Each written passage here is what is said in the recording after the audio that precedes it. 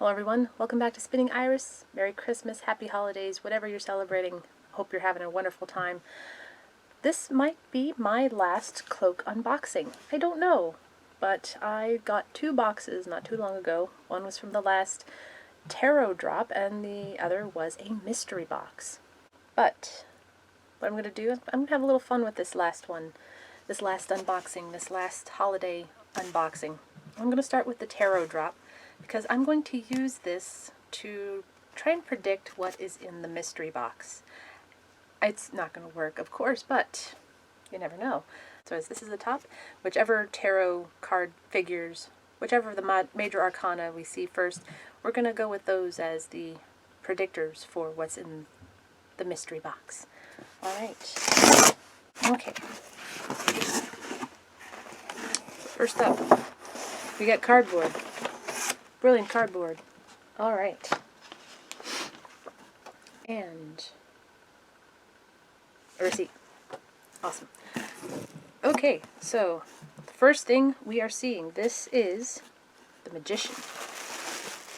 The Magician is on top. So the Magician is who we're going to look at first. Now, I've got a handy dandy book from Barnes & Noble years ago to help me with a story idea for using tarot. Still a work in progress. But let's see what it says about the Magician. So the Magician is powerful, representing worldly wisdom and the control of unseen forces that operate in human lives. Usually depicted as a male figure who stands alone before an array of the traditional magician's tools. Interpretation. The appearance of the Magician in a reading indicates latent powers, yet to be taken up and brought into manifestation. Also known as the Juggler, this card suggests that everything in the universe is spread out before us, and if we learn to use them correctly, we can manifest the results we desire. These are literally the basic materials of creation, and it is the task of the Magician to handle them all, to manipulate and control them for beneficent purposes. This is mental work that affects the material realm. This card is primarily about self-development. It is the beginning of the road to spiritual enlightenment. Starting point. Magician suggests the use of higher intuitive forces, which may appear as a flash of insight. The Magician can serve as an inner guide who, if we listen carefully, will prompt us to develop and fulfill our potential from within. And since it appeared sideways, upright and reversed doesn't really mean anything, I don't think. Maybe. Yeah, so what's the Magician on? It's on this super cool hoodie. This one I got this time. Well, that was actually my size. The last one I got was a large, which is a little too large in some ways. So we got the Magician on the one side, and Magician on the other as well, with the cool skulls along the arm. Little detail on the sleeve. Ooh, both sleeves. Black and white. Honestly, I just love the split tie-dye. I think there was another one, but this one was better, in my opinion. And because he's wearing a red robe, we're probably going to get something Five Nights at Freddy's related from one of the previous drops, no doubt. This is me trying to remember every drop that we've had this year. Who knows, it might even be from something older. Alright, so one down, and while I was sitting here, a little package of things spilled over.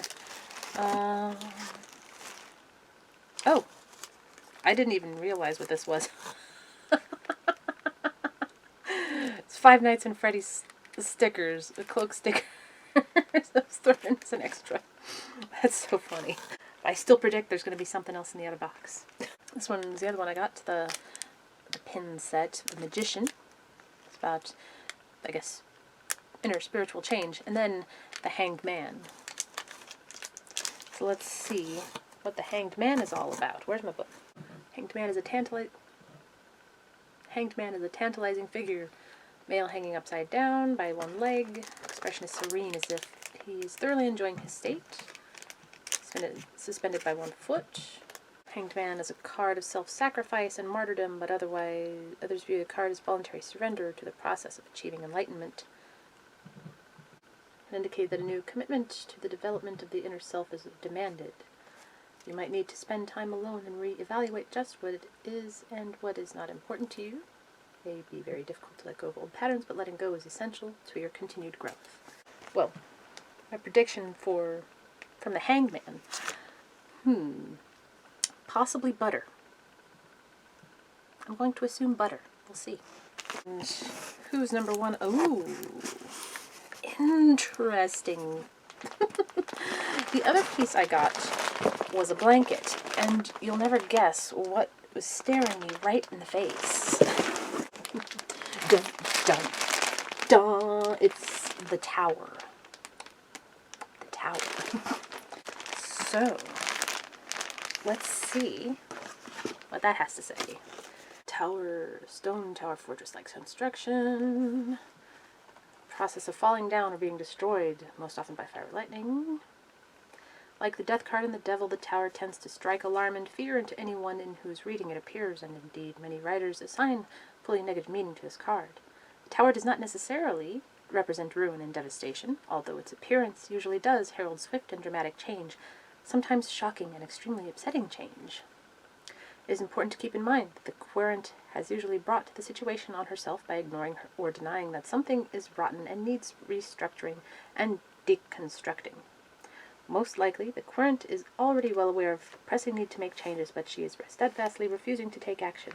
There is no question this card signifies the crumbling of an old and outworn structure. Upright. Let's see. The tower represents the overthrow of false ideas and old habit patterns that need to be gotten rid of. In a sense, it is not a negative card, but a positive one. Sometimes there is indeed some kind of loss, personal or financial, but careful examination of all the factors will generally show that the catastrophic event could have been foreseen if you had only been aware and willing to face the facts. Yeah. This blanket is larger than I thought. Wow. Ooh, sharp on one side. Oh wow, the tower is on the outside. Cool, cool, cool.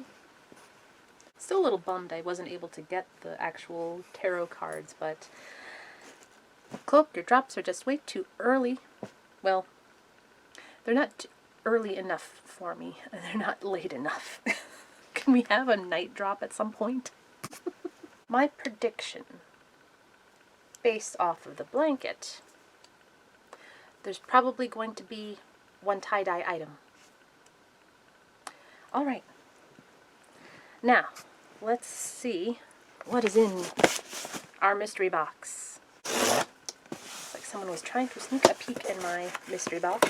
So let's see. Five Nights at Freddy's, butter, tie-dye. Let's see. Ooh. I was right about the tie-dye. Oh, neat. I was actually looking at these when these came out. This is from, what is this? What is this one called? What was it? Cloud? Plush? Cloud? Yeah, this was one I had considered getting before, but I just couldn't justify it at the time. So this is very neat. Wow. Purple tie-dye. Ah, so fun.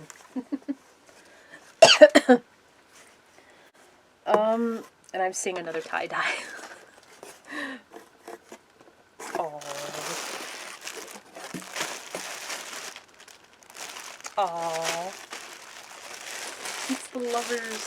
Oh, it's the lovers hoodie. I got the lovers t-shirt when they did that drop. Oh.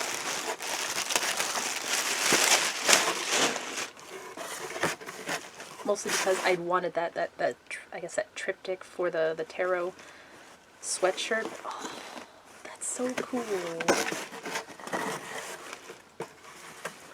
Feels like the Magician, both double-sided, this beautiful red tie-dye. I love the red tie-dye. And the image is just so precious. Look at that.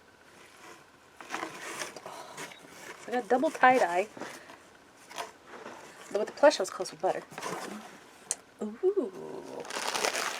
Okay, no Five Nights at Freddy's, but I got Cloak.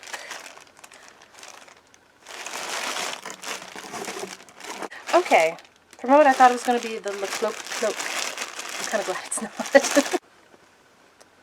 The Cloak hoodie. Let's see. Oh, remember this was like from earlier, way earlier in the year when they were doing something very French. It was a Le Cloak.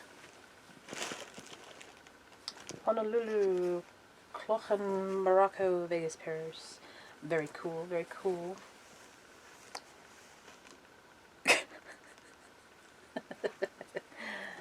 I'm not going to read it, but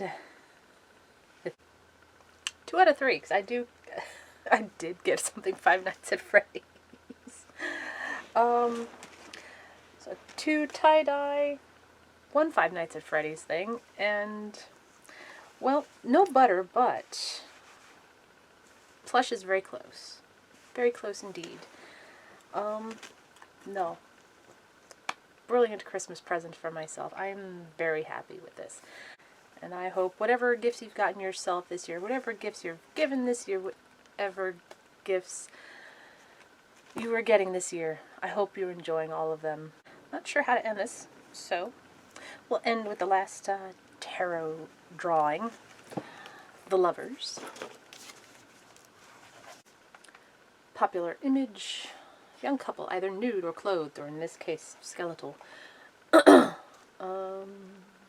Although many readers interpret this card as representing romantic love, it is allegorically a statement about a union of opposites, whether those are a man and a woman, or inner conditions of conflict. The Lovers refers to discrimination in making choices.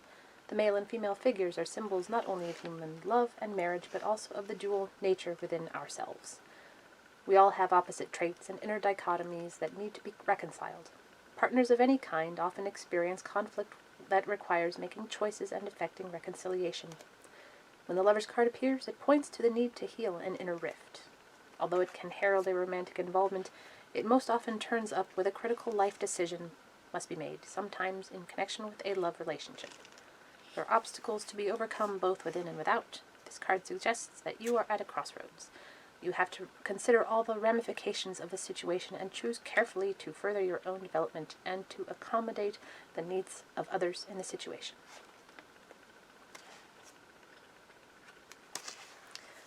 Crossroads, yep. Kind of am at a crossroads. At work, anyway. So I wouldn't necessarily call that romantic, but who knows what next year's got for me? Who knows what next year has in store for any of us? Stuff just keeps on falling. Well, again, happy, merry, celebratory, whatever. Take care of yourselves, take care of each other, take care of what you can take care of. Bye.